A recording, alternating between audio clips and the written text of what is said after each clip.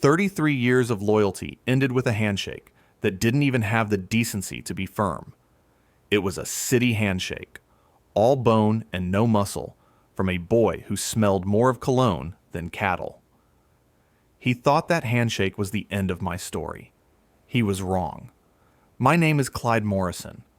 I'm 59 years old, and for more than half my life, until that Tuesday afternoon, I ran the Circle Triple C Ranch. Not owned it, ran it. There's a difference. Ownership is a piece of paper in a county clerk's office.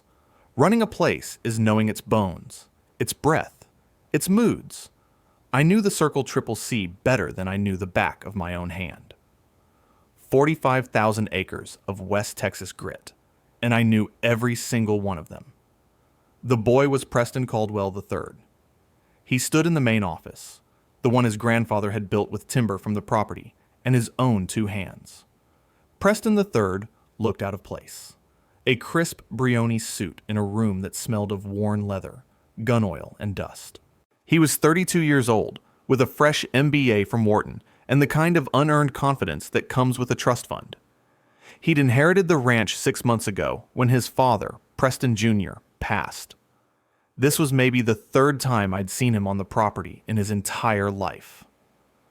"Clyde," he began, his voice smooth and practiced, like he'd rehearsed it in front of a mirror. "As you know, we're entering a new era for the Caldwell portfolio. We're looking at asset monetization and strategic realignment." I just stood there, my dusty boots planted on the wide plank floors his grandfather had personally laid. I didn't say anything. I've found that when a man is about to unload a pile of nonsense, it's best to give him plenty of room to shovel.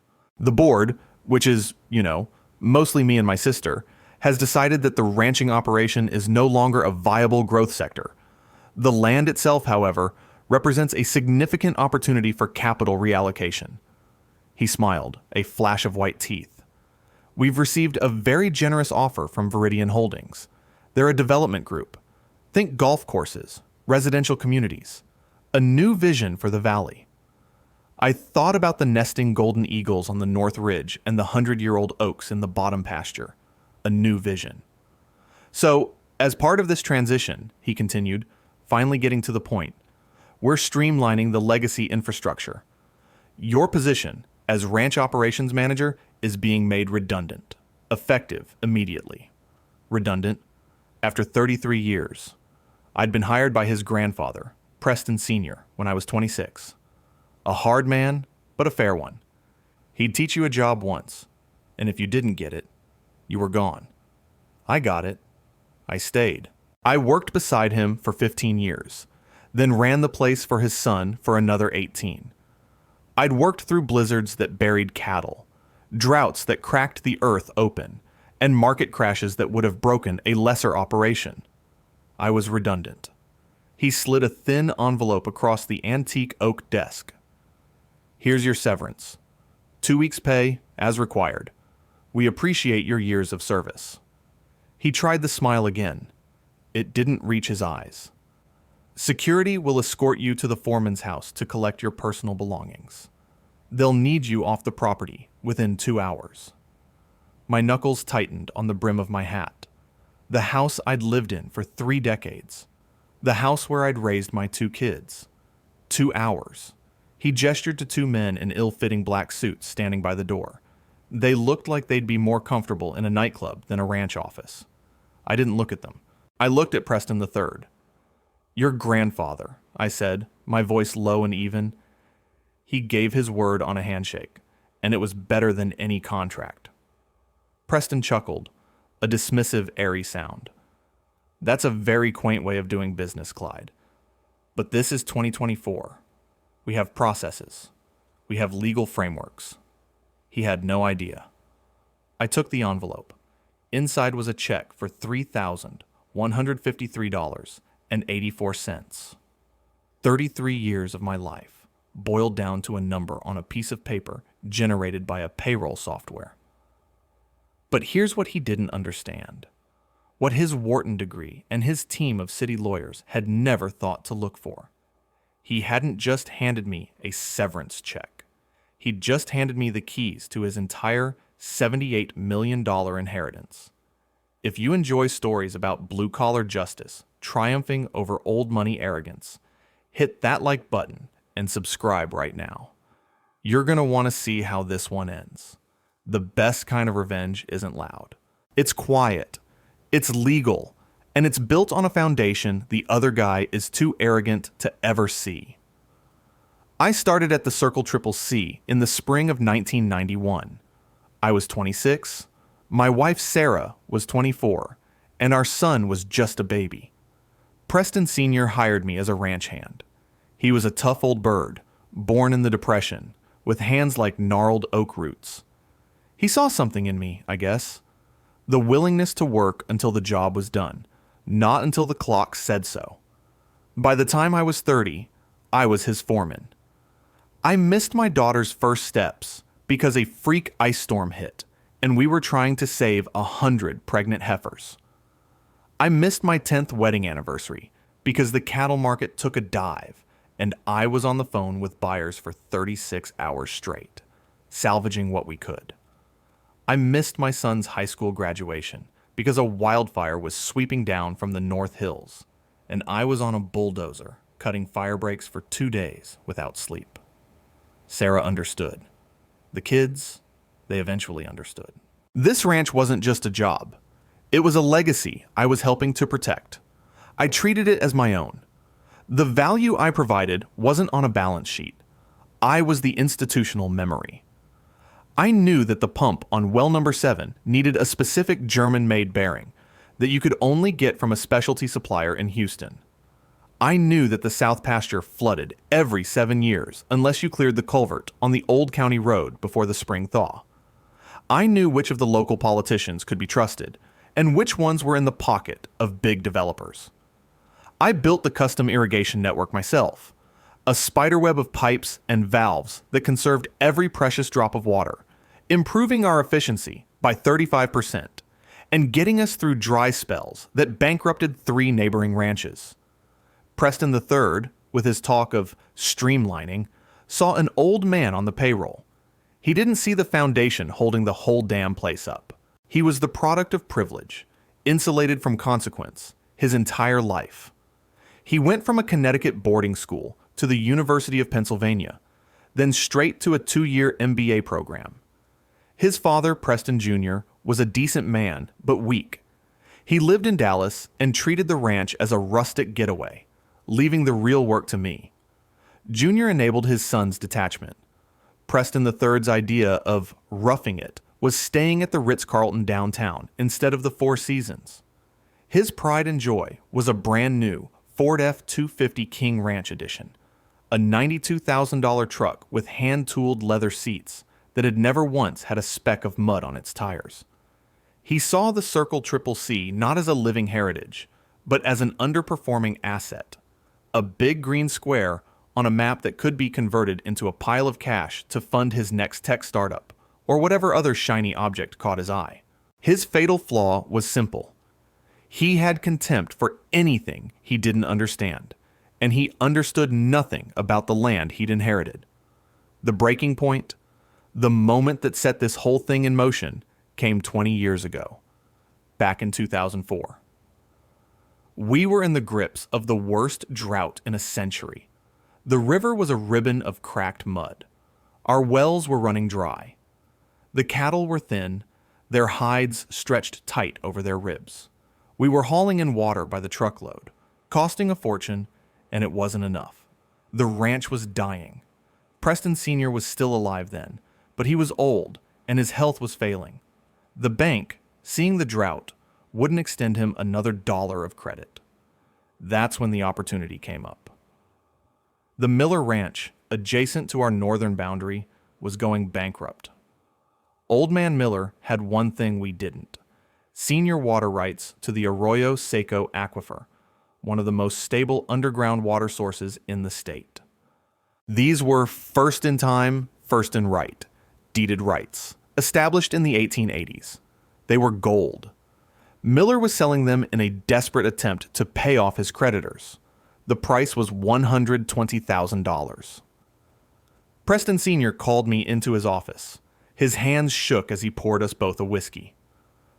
"Clyde," he said, his voice raspy, "I can't get the money. The bank turned me down flat. We're going to lose everything." I had been saving my whole life. Living in the foreman's house, my expenses were low.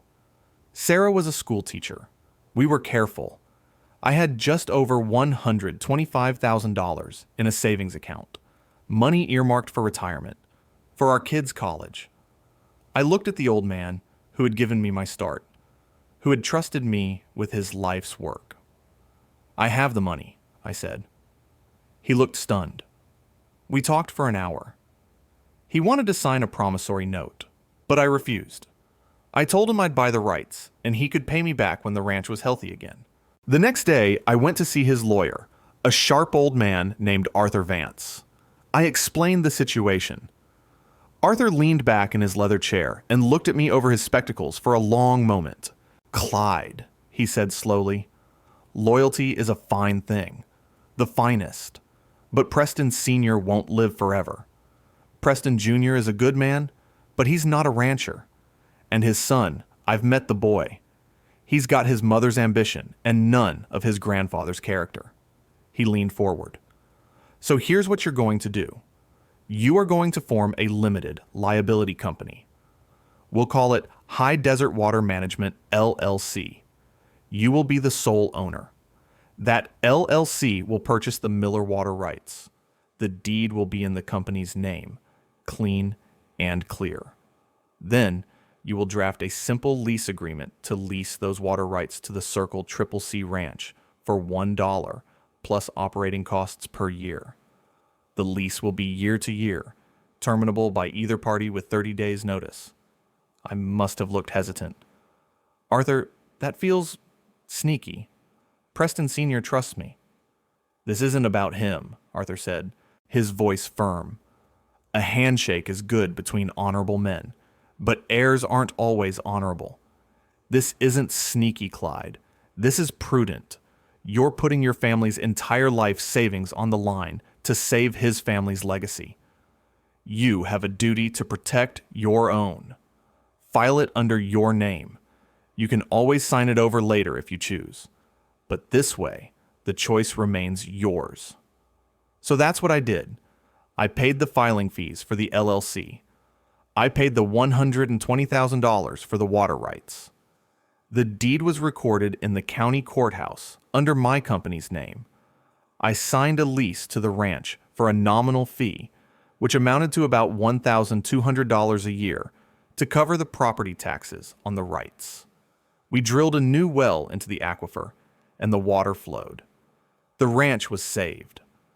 Preston Sr. passed away 2 years later, and I never did ask Preston Jr. for the money back. The ranch was his kid's inheritance, and I felt it was the right thing to do.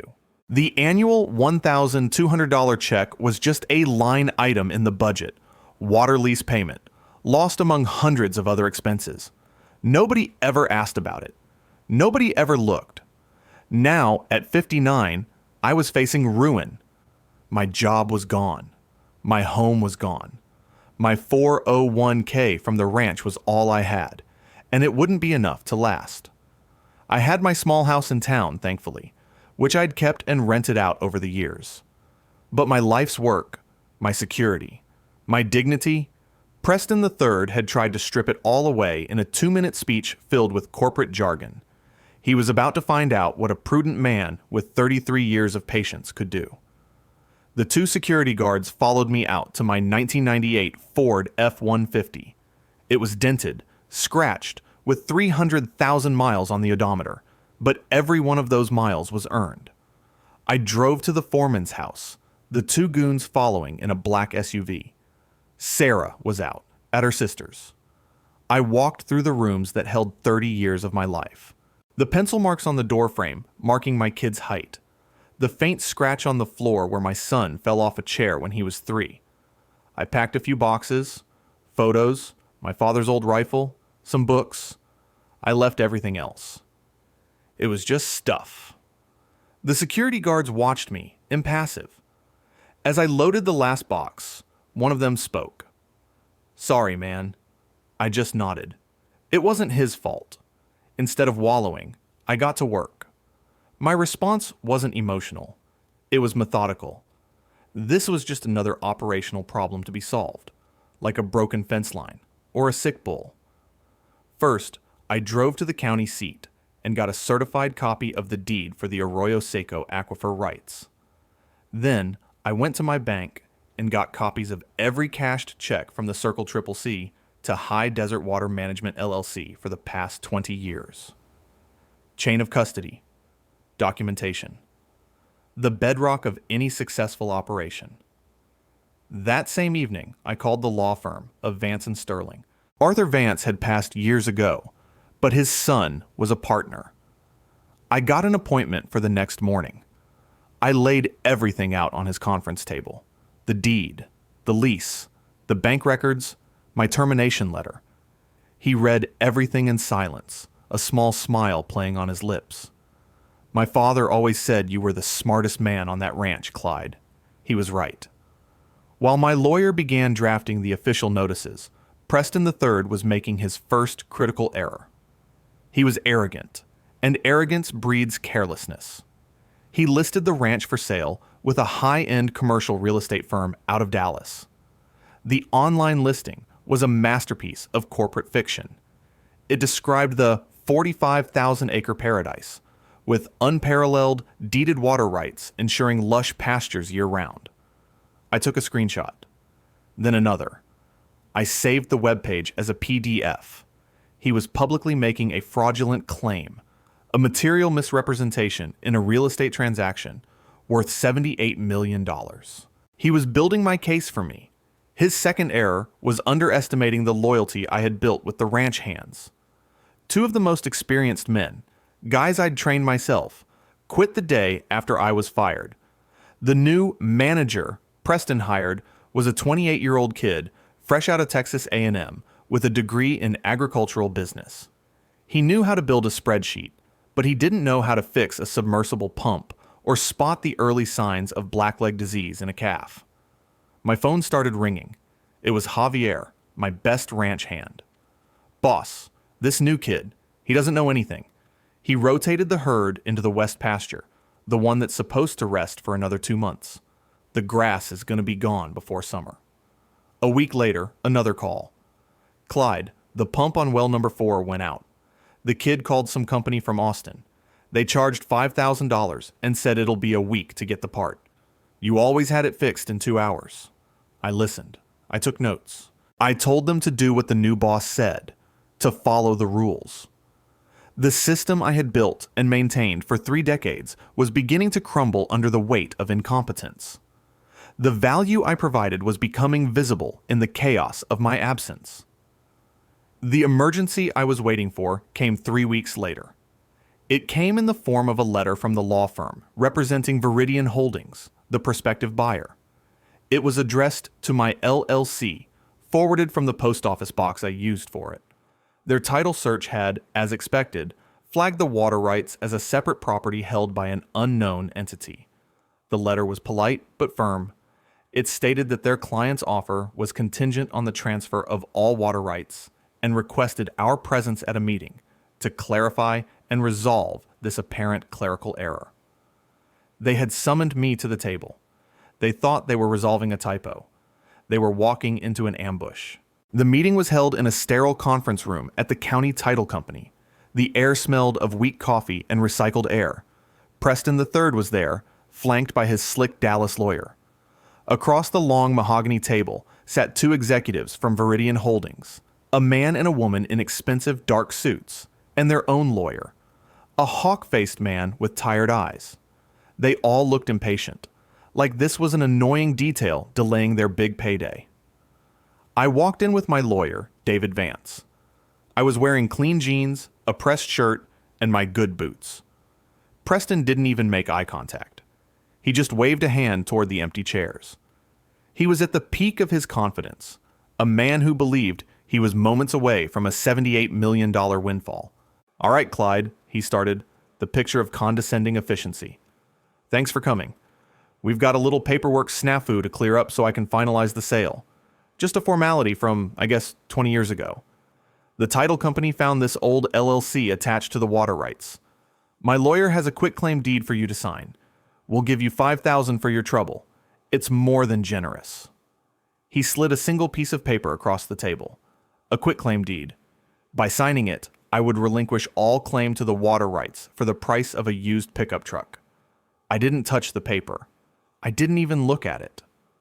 I looked at David. On cue, he placed 2 neat, bound folders on the table and slid one to the Viridian executives and one to Preston's lawyer. "Gentlemen, before we proceed," David said, his voice calm and authoritative, filling the quiet room, "I believe you'll want to review these documents." Preston's lawyer opened the folder with a flick of his wrist, his expression bored. The Viridian lawyer did the same, but with more focus. I watched Preston's lawyer's eyes scan the first page. His boredom evaporated. His back stiffened. He read it again, slower this time. "What is this?" Preston demanded, his voice sharp with irritation. The Viridian lawyer spoke before his own could answer. "This appears to be a certified copy of the deed for 100% of the senior water rights to the Arroyo Seco Aquifer," he said, his voice flat, reading from the page. "Registered to a company called High Desert Water Management, LLC." He flipped the page. "And this appears to be a lease agreement between that LLC and the Circle CCC Ranch." He looked up, his hawk-like gaze landing first on Preston, then on me. "A lease which, according to Section 4B, is terminable by either party for any reason with 30 days written notice." David Vance cleared his throat. "A notice which my client, Mr. Morrison, the sole owner of High Desert Water Management, delivered via certified mail the day after his employment was terminated. The 30-day period expired last Tuesday." The room went completely silent. The hum of the air conditioning sounded like a jet engine. Preston III finally found his voice, a strangled squeak. "This is insane. The water belongs to the ranch. It's always been with the ranch." That's when I spoke for the first time. My voice was quiet, but it cut through the tension like a knife. "No, Preston, it doesn't." Every head turned towards me. "Your grandfather was about to lose this ranch in the 04 drought," I said, my eyes locked on his. "The bank cut him off. He couldn't buy the Miller rights. So I bought them, with my own money, my life savings. I saved this ranch. I saved your family's legacy. And I leased that water back to your grandfather, and then your father, for nothing more than the cost of the taxes, for 20 years, as an act of loyalty." The color drained from Preston's face. His jaw worked, but no sound came out. The female executive from Viridian spoke, her voice ice. "Mr. Caldwell, what is he talking about?" I answered for him. "I'm talking about the fact that the Circle CCC Ranch, as it currently stands, is a 45,000-acre parcel of arid land with no wells, no river access, and no legal right to draw a single gallon of water from the ground beneath it." I paused, letting the words hang in the air. The sale price of $78 million seems optimistic. The power in the room didn't just shift. It shattered and reformed around me. The Viridian lawyer slowly closed his folder. He looked at his clients, then at Preston's stunned face.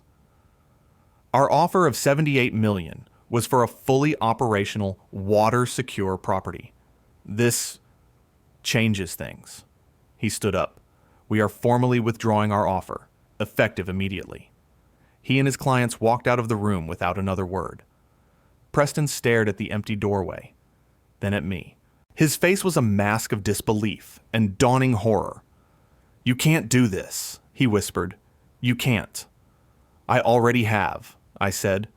I stood up, put my hat on, and walked out. David followed, carrying the unsigned quitclaim deed. The aftermath was swift and brutal. Preston was trapped. The Viridian deal was dead. No other developer would touch a property with no water. He couldn't run it as a cattle ranch. The wells were legally capped. He was stuck with a 45,000-acre tax burden that was generating zero income. He was hemorrhaging cash, paying property taxes, and the salaries of the few useless hands he had left. 2 months after the meeting, he called me. Not his lawyer, him. His voice was different. The arrogance was gone, replaced by a thin, brittle desperation. He wanted to buy the rights. I told him they weren't for sale. At any price. He pleaded. He offered me millions. Preston, I said calmly, those rights aren't a commodity. They're the lifeblood of that valley. They're not for sale.